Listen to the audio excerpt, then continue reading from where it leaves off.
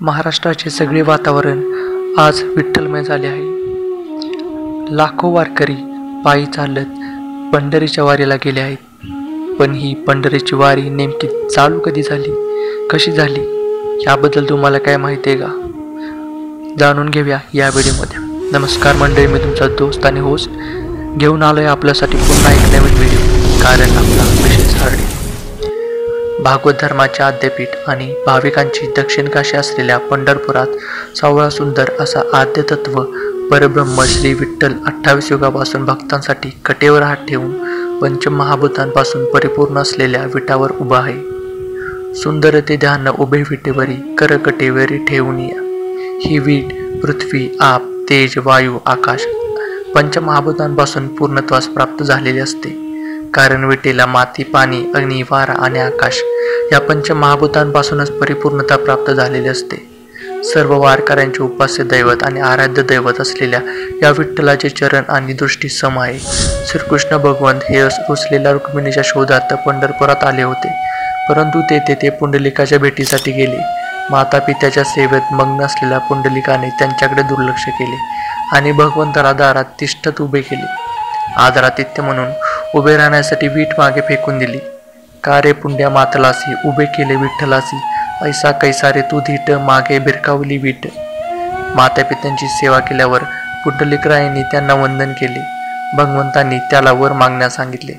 तेव्हा पुंडलिक म्हणाला, देवाने या रूपात इथे असेच उभे राहावे, अज्ञानी मूढ पापी लोकांचा उद्धार करावा।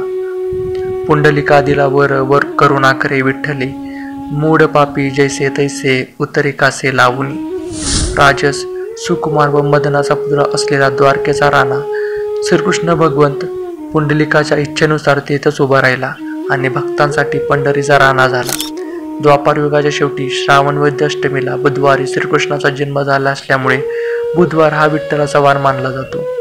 पुढे त्या तीर्थक्षेत्राचे महत्त्व प्राप्त झाले आणि पंढरपूर म्हणून नावारूपास आले। पूर्वी या क्षेत्राला पांडुरंगपूर, पौंडरिक क्षेत्र, पांडुरंगपल्ली अशी विविध नावे होती। या नगरीच्या पूर्वेस भक्तिप्रेमाने ओथंबलेली, भक्तांच्या सकल पापांचा परिहार करीत निरंतर प्रवाहित असलेली भीमा नदी आहे। या भीमा नदीने अर्धचंद्राकार रूप धारण केले, म्हणून तिचे चंद्रभागा हे नाव सार्थ झाले। अनेक संतांनी विठ्ठल, पंढरी आणि चंद्रभागा यांचा महिमा आपल्या रचनेमध्ये वर्णन केला आहे। या पंढरीला अनेक भूलोकावरील वैकुंठाची उपमा देऊन तिची महती गायली। या प्राचीन नगरीचे वर्णन करताना संत नामदेव महाराज म्हणतात, आधी रचली पंढरी मग वैकुंठ नगरी, जेव्हा नवते चराचर तेव्हा होते पंढरपूर। पंढरीचा विठ्ठल भक्तांसाठी सगुण साकार रूपात या इहलोकी अवतीर्ण झाला आहे। असेच तो रामकृष्ण हरी या वारके संप्रदायातील बीजमंत्राचे सगुण रूप आणि देवतांचे वात्सल्य रूप आहे। संत ज्ञानदेवांना तो लावण्याचा पुतळा वाटतो, तर नामदेवांना तो निष्काम परब्रह्म प्रतीत होतो। संत एकनाथांना तो सुखाचा सागर भासतो। एका जनार्दनी दावी येले दारू, सुखाचा सागर विठ्ठल देव। जगद्गुरु तुकोबारायांना तोच विठ्ठल अनाथांचा बंधू, कृपा सिंधू वाटतो, तर संत निळोबारायांना तो कैवल्याचा गाभा भासतो। विठो कैवल्याचा गाभा पुनिया ठेला नभा। 8व्या शतकात होऊन गेलेल्या आद्य शंकराचार्यांनी पांडुरंगाचे वर्णन करणाऱ्या पांडुरंगा कष्टाची अत्यंत भक्तिपूर्ण रचना केली आहे। महायोगपीठे तटे भीमरथ्या, वर पुंडरीकराया दातू मुनिंदे, समागत्य तिष्ठंत माननकंद, परब्रह्मलिंग भजे पांडुरंगम। पंढरपुरातील श्री विठ्ठलाची मूर्ती स्वयंभू आहे। मस्तकी मुकुटासारखी उंच टोपी आहे। याचा आकार शिवलिंगासारखा आहे, त्यामुळे या मूर्तीमध्ये शिव व विष्णू यांचे ऐक्य निदर्शनास येते।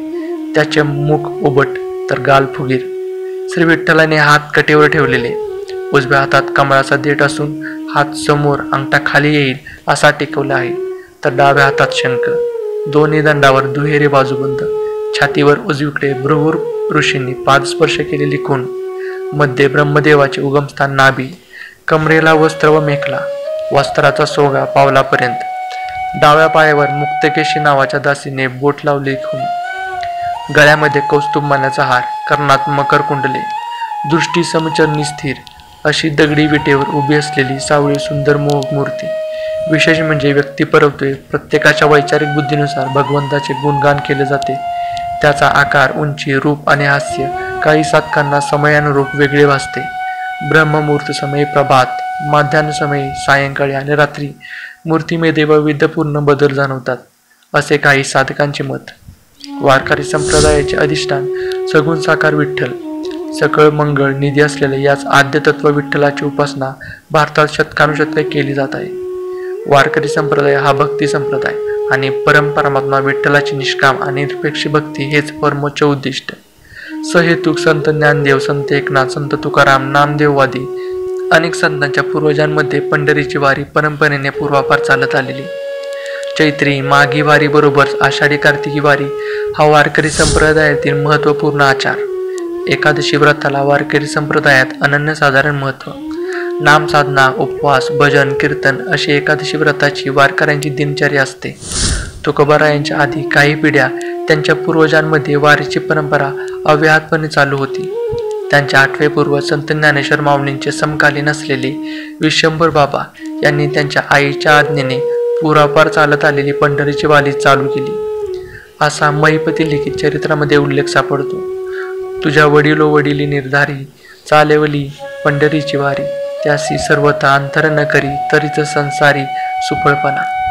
विश्वंभर बाबाच्या वृद्धापकाळातील निरपेक्ष भक्तीला प्रसन्न होऊन श्री विठ्ठल रुक्माई देहूमध्ये मूर्तिरूपात अवतीर्ण झाले. तेव्हापासून पंढरीला जगात नांदवणारा पांडुरंग देहूमध्ये त्यांच्या घरी नांदू लागला. 750 वर्षांपूर्वी विश्वंभर बाबाकडून जगातील पहिल्या एकत्रित विठ्ठल रुक्मिणीच्या मूर्तीची प्रतिष्ठापना देहूच्या वाड्यात करण्यात आली. धन्य देहूगाम पुण्यभूमी ठाव, तेथे नांदे देव पांडुरंग. यानंतर त्यांच्या घराण्यात ही वारी हरी, विठ्ठल, पदाजी, शंकर, कान्होबा यांच्याकडून वंशपरंपरेने निरंतर चालू राहिली. तुकोबारायांचे वडील बोल्लोबा यांनी 40 वर्षे वारी केली. पुढे त्यांचे चिरंजीव संत तुकाराम महाराज ही वारी करू लागले. ज्ञान, भक्ती, वैराग्य याचा त्रिवेणी संगम असलेल्या जगद्गुरू तुकोबारायांनी 1400 टाळकरी घेऊन विठ्ठुनामाचा गजर करीत सामूहिक स्वरूपाची पंढरीची वारी पूर्ववत चालू केली. पंढरीची वारी आहे माझी घरी, आणिक न घरी तीर्थवृत्त. तुकोबारायांच्या या वारीमध्ये भेदाभेद विसरून 18 पगड जाती सहभागी होऊ लागल्या.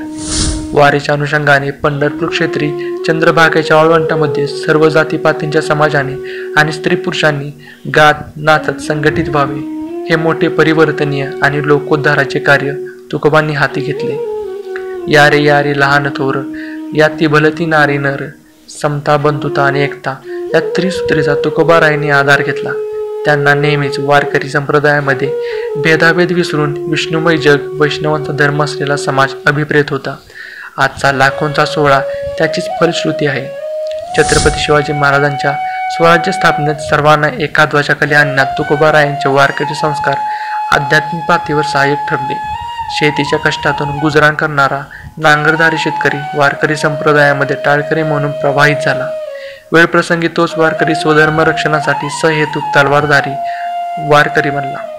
मुघलशाहीचे प्राबल्य असताना देखील भक्तिशक्तीचा हा अभूतपूर्व संगम होता. पायिकाच्या अभंगातून तुकोबारायांनी छत्रपतींना आणि सैनिकांना मोलाचे मार्गदर्शन केले. जीवाचे उदार शोभती पायिका, मिरवती नायिका मुकुटमणी. तसेच तुकोबारायांनी सर्व जातीपातीच्या विठ्ठल भक्तांच्या हातात टाळ देऊन मानसिक बळ देखील प्रदान केले. धर्माचे पालन करताना अखंड खंडन करणे गरजेचे आहे. त्याबरोबरच दया, तिचे नाव, भूतांचे पाळणा आणि निर्दाळ्यानं कंटकाचे हा धर्मनीतीचा व्यवहार शिकवला. जगद्गुरू तुकोबारायांच्या सदैव वैकुंठ गमनानंतर वारीची परंपरा त्यांचे अनुग्रहित असलेले त्यांचे धाकटे बंधू कान्होबा यांनी अखंडित चालू ठेवली. कालपरत्वे तुक्या बंधू कान्होबांनी वारीच्या परंपरेची ही धुरा तुकोबारायांचे धाकटे सुपुत्र नारायण महाराज यांच्या खांद्यावर दिली. त्यांनी भागवत धर्माचा पाया ज्ञानोबाराय माऊली आणि कळस तुकोबाराय यांच्या पादुका गळ्यात किंवा पालखीत ठेवून ज्येष्ठ वद्य सप्तमी 1685 या वर्षी परिपूर्ण आणि भक्तिरसपूर्ण पालखी सोहळा चालू केला. देहूत जगद्गुरू तुकोबारायांच्या पादुका घेऊन, नंतर आळंदीत माऊलींच्या पादुका घेऊन हा पालखी सोहळा पंढरपूरकडे मार्गस्थ होत असे. ज्ञानोबा तुकाराम हा वारकऱ्यांचा श्वास आणि उच्छ्वास असणारा भाव भक्तीचा गजर या पालखी सोहळ्यात तेव्हापासून चालू झाला. परंतु काही कारणास्तव 1832 या वर्षी संत ज्ञानोबारायांचा पालखी सोहळा विभक्त झाला. काळानुरूप दोन्ही पालखी सोहळ्यांना राजश्रय प्राप्त झाला. मुघलांचा पालखी सोहळ्याला उपद्रव होऊ नये म्हणून छत्रपती संभाजी महाराजांनी आणि छत्रपती राजाराम महाराजांनी पालखी सोहळ्याला संरक्षण प्रदान केले. अंकलीच्या शितोळे सरकार यांनी माऊलींच्या पालखी सोहळ्याला मोठा हातभार लावला. सांप्रत काळात ही वारी आनंदमय, भक्तिमय आणि निरामय होऊ लागली. ऊन पावसाचा विचार न करता कीर्तन, प्रवचन, भजन करीत हा सोहळा पंढरीची वाट चालत असतो. सोहळ्यातील रिंगण सोहळा डोळ्यांची पारणे फेडणारा विस्मरणीय असतो. वारी ही अज्ञानाकडून ज्ञानाकडे, तिमिराकडून तेजाकडे, अनुरेणूकडून आकाशतत्वाकडे आणि द्वैताकडून अद्वैताकडे होणारा अंतर्बाह्य परिवर्तन करणारा अनुपम्य सुख सोहळा आहे. कर्नाटक, आंध्र प्रदेश अशा अनेक राज्यांमध्ये वारकरी संप्रदायाचा प्रसार होत आहे. ज्ञानेश्वरी, तुकाराम गाथा आणि एकनाथी भागवत ही वारकरी संप्रदायाची प्रस्थानत्रयी आहे. परदेशातील अनेक अभ्यासक संत तुकाराम यांची गाथा, ज्ञानेश्वरी आणि वारकरी संप्रदायाचा सखोल अभ्यास करतात. त्यामुळे देश परदेशातले विविध धर्माचे, पंथाचे लोक वारीचा निखळ आनंद घेत आहेत. आनंदाचे डोही, आनंद तरंग अशा भावविभोर मनस्थितीचा आणि वारीतल्या प्राप्त परिस्थितीचा ते याची ध्येयाची डोळा अनुभव घेत आहेत. हा पंढरीच्या वारीतला सोहळ्याचा आनंद अनुपमेय, अलौकिक, अवर्णनीय असतो. त्यामुळे महाराष्ट्रीयन व्यक्ती या भक्ती आणि शक्तीच्या सोहळ्यापासून अलिप्त राहू शकत नाहीत. मी का पडेन निराळा ऐसा सांडुनी सोहळा या आषाढी वारीच्या अनुषंगाने संस्कृती, समाज, परंपरा यांचे उन्नयन करण्याचे दैदिप्यमान कार्य परिपूर्ण होत आहे. विठ्ठल भक्ती अधिष्ठानावर उभसलेली ही वारी ज्ञान प्राप्त करण्याचा, नाम साधनेचा, महिमा जाणण्याचा, सामाजिक बांधिलकी जपण्याचा, स्वयंशिस्तीचे आदर्श, गृहस्थाश्रमाचे धडे घेण्याचा आणि शुद्ध आचार, विचार व उच्चार या त्रिसूत्रीचा अवलंब करण्याचा विठ्ठल भक्तीचा निरंतर प्रवास आहे. म्हणून पंढरीचा वारकरी, वारी चुकू नये दिहरी. व्हिडिओ आवडला तर व्हिडिओला लाईक आणि शेअर करा आणि चॅनलला सबस्क्राईब करा. धन्यवाद.